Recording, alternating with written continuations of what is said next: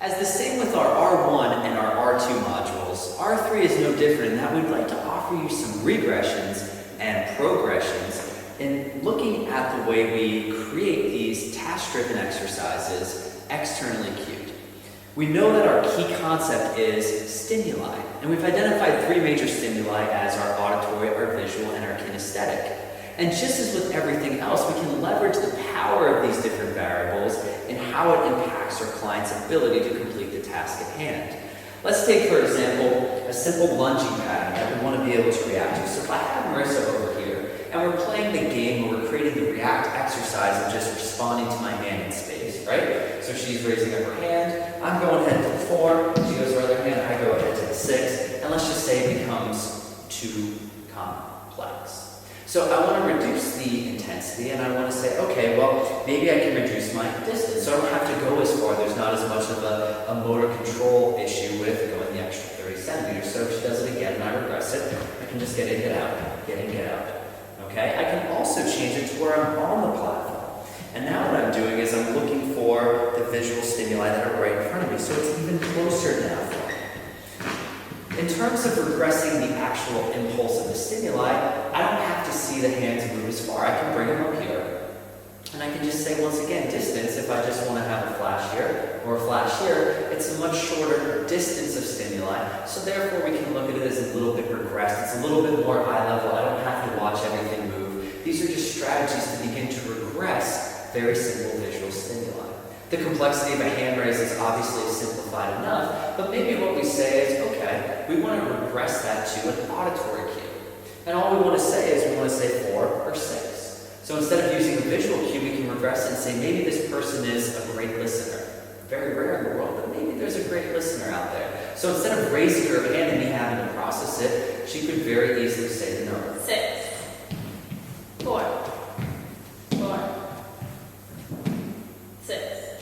And now we can say, all right, well, maybe that's a little bit easier. Maybe that simplifies things a little bit. We can regress it even further by just adding in that kinesthetic cue, kind of like we did earlier, where we tap on the shoulder. So now it's just a matter of saying, well, I don't need to go to the 4 and the 6. Maybe it's the 7 and the 9, and I'm just waiting for a tap. And then I just go right to the 7, regressing it as minimally as possible. Maybe if the stepping in different numbers is still too difficult, we want to regress it further to a singular action. And we just have one stimuli, so instead of 2 numbers, we just say, okay, when I raise my hand, so she's up in front using a visual cue, when I raise my hand, left foot steps to the 4. That's it. So it doesn't matter if it's right hand, left hand, it's just always left foot to the 4. So I'm reacting to one stimuli, one output, and it keeps it very simple for me to decompose or deconstruct, and at the same time be able to react more effectively and be more successful. We can do that obviously with all of our exercises. Some things might be easier than others. If a lunge is still even too difficult, we can go on the 4 and the 6 and say, okay, when you clap, I squat. And it's just now a matter of listening and having that stimuli. We know right out the gate from our R2 that we can start manipulating variables. And now we can start talking about the progressions. So in the regressions, we want to try and find things that are simple. We want to find things that people are used to. We want to find familiarities, similarities, and we want to build from there. So if too many different inputs with too many different outputs confuse and overload the system, we regress back to the simplest of inputs. And of course, after we regress, well, we want to think about progression. And obviously progression can go way out the scope of what we're able to do here today. So we encourage you to put on your curious scientist hat and say, who do I have in front of me? What's the element that they live in? What is their function? And how can I enhance that? So if you're sports specific or if you're an athlete, this will be information that will come later. We're thinking kind of general public here. And we're going to say, what can we do to increase the reactivity, the engagement, the novelty, the fun of our clients?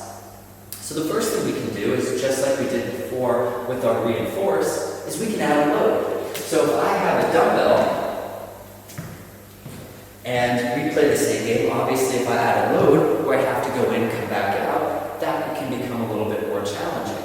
If we layer in multiple different inputs and we say, okay, well, she's doing her left hand, right hand, okay, and then maybe I come back up here and I have to figure out, okay, how do I get my load to where it needs to go, right?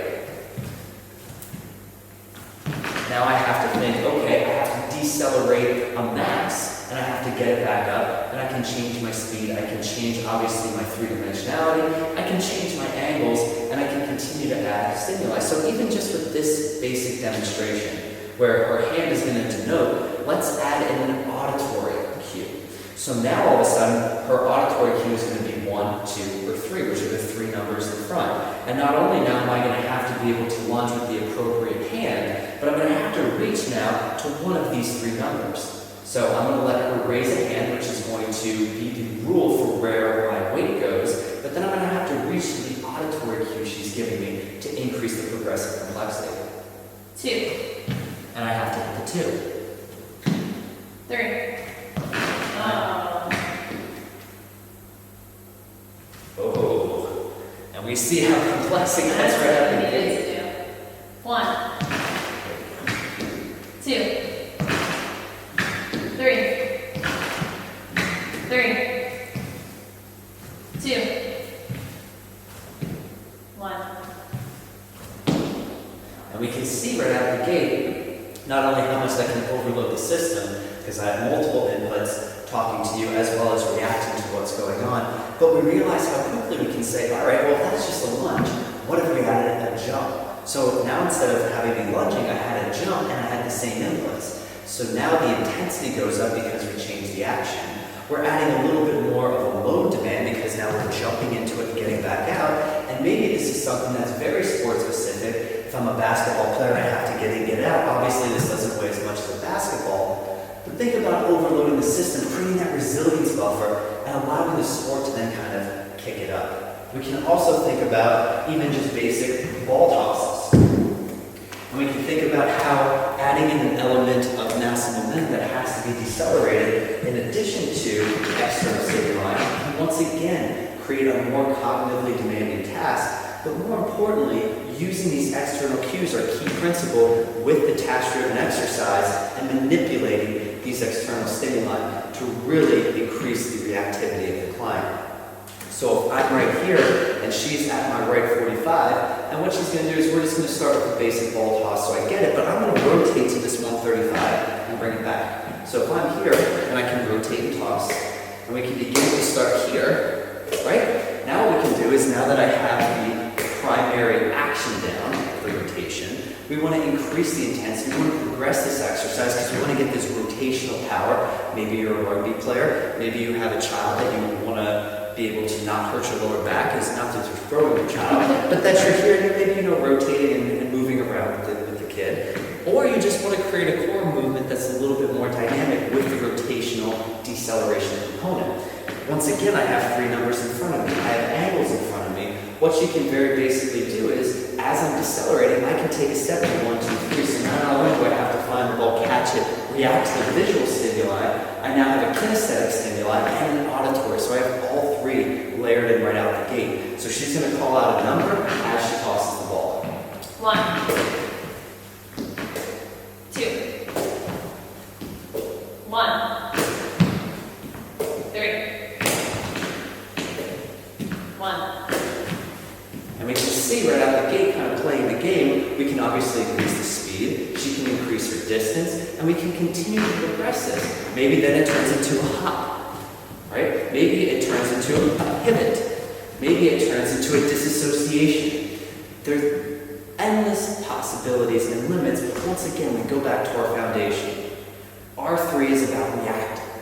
And what we want to do when we look at this word react, we want to create the environment, we want to engage the client appropriately just as we progress them through anything else. We've restored normalized motion, reinforced these movement patterns, and now we want to take advantage of these external stimuli as our concept to drive task-driven exercises using the targets, the external cues that are on Presidos to create a novel, fun, engaging environment.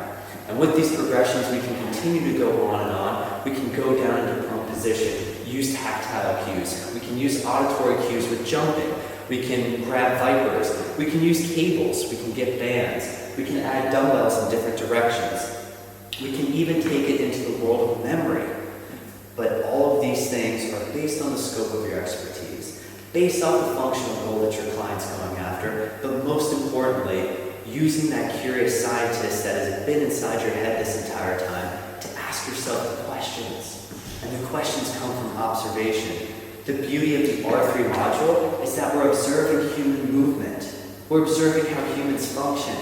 We're observing what's going on in real life, and we're asking ourselves, how can I enhance that function of that person relative to what they want? Strength, tone, muscle building, balance, endurance, sport-specific, skill acquisition, and anything in between. Remembering that the R3 module, just like the other two, is a piece of the pie. And it's up to you, the MVP, most valuable professional, to become curious, to use the system that's in front of you, to leverage the power of the reaction process to engage your clients a little bit more.